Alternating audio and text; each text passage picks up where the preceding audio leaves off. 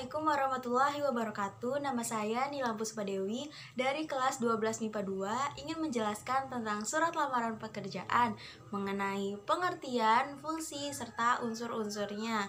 Nah, pengertian surat lamaran pekerjaan adalah surat permohonan untuk bekerja di suatu lembaga. Pada umumnya, surat ini memiliki bagian-bagian yang berisi identitas diri, jasa yang diberikan, pendidikan, keahlian, serta pengalaman. Nah, bagian-bagian ini biasanya disebut dengan kualifikasi pelamar. Yang kedua, fungsinya. Fungsi dari surat lamaran pekerjaan yang pertama sebagai tanda tertulis, yang kedua sebagai alat komunikasi, dan yang ketiga sebagai bahan pertimbangan. Yang ketiga adalah unsur-unsur. Unsur-unsur terdapat sistematika dan isi. Sistematika terdiri dari pertama, tempat tanggal pembuatan surat. Tempat tanggal pembuatan surat ditempatkan di pojok kanan atas dan tidak diakhiri dengan tanda baca titik karena bukan merupakan kalimat. Yang kedua ada lampiran dan hal. Pertama, lampiran dan hal tidak boleh disingkat menjadi seperti ini. Dan yang kedua, angka lampiran harus ditulis menggunakan huruf seperti ini. Yang ketiga, alamat surat. Alamat surat tidak menggunakan kata kepada, jadi bisa diganti menjadi seperti ini. Alamat disarankan tidak lebih dari 3 baris. Jabatan tidak boleh menggunakan jenis kelamin seperti bapak atau ibu, jadi bisa diganti menjadi HRD atau yang lain sebagainya.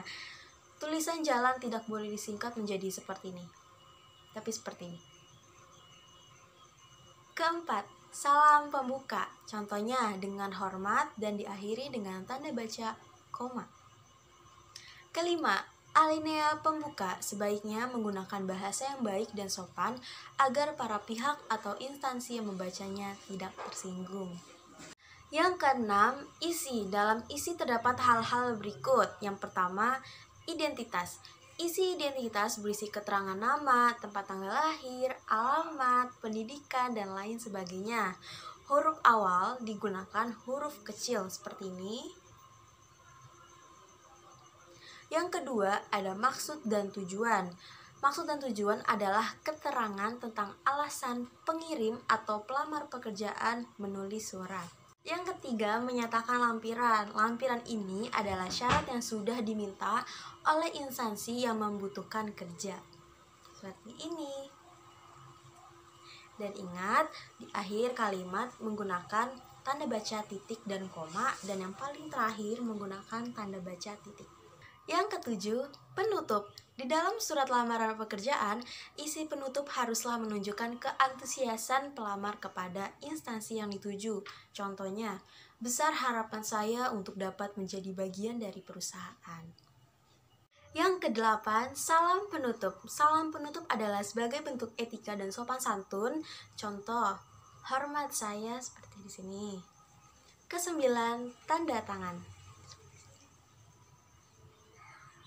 Jadi kesimpulannya, unsur-unsur surat lamaran pekerjaan terdapat sistematika dan isi.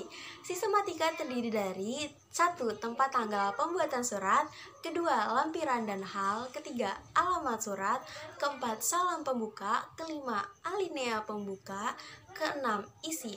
Isi terbagi lagi menjadi identitas, maksud dan tujuan, menyatakan lampiran. Ketujuh ada penutup, 8 salam penutup, dan ke-9 ada tanda tangan. Terima kasih.